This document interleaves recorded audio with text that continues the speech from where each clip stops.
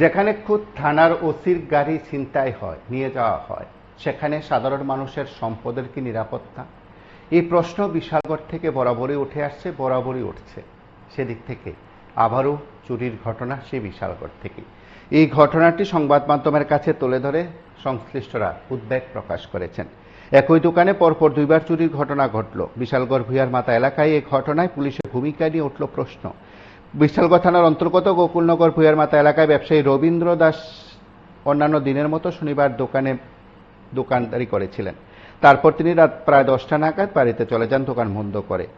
রবিবার সকালে অর্থাৎ আজ সকালে যখন দোকান খুলতে আসেন, তখন পান দোকানের দরজার পাশে টিন কাটা অবস্থায় রয়েছে বলে তিনি তা দেখতে পান। সঙ্গে সঙ্গে তিনি তালা খুলে দোকানে প্রবেশ করতে দোকানের সমস্ত পণ্য সামগ্রী ছড়িয়ে ছিটিয়ে রয়েছে এবং বেশ কিছু জিনিসপত্র নিয়ে গেছে বলে তিনি ধারণা করেছেন বা আন্দাজ করছেন।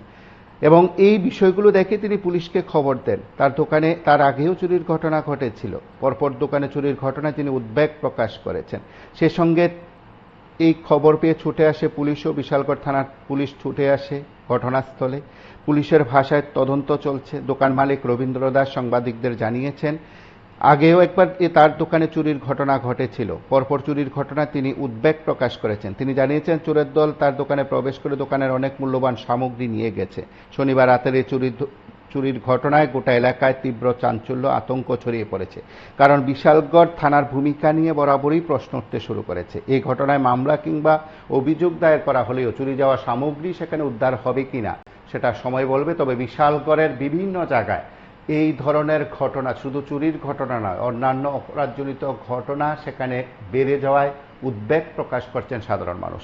আমরা একবার শুনবো দোকান মালিকের কি বক্তব্য, সংশ্লিষ্টদের কি বক্তব্য। মানে 20-25 টাকার মতো মাল মাল উঠেছে। কালকে আপনি কটা অবধি দোকানদারি করছেন?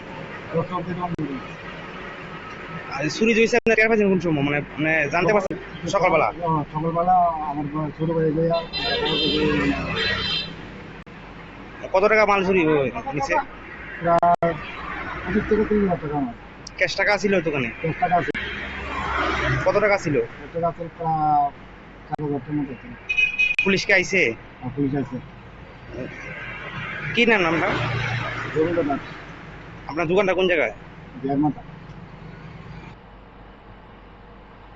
আপনারা শুনলেন সেখানে দোকানের বক্তব্য। তার পাশাপাশি সংশ্লিষ্টদের তরফে দেওয়া তথ্য অনুসারে সেই এলাকায় রাতে পুলিশের টহলদারি নেই বলে তারা জানান। সেদিক থেকে পুলিশের টহলদারিরও জোরালো দাবি উঠেছে। আপনারা দেখতে থাকুন PB24।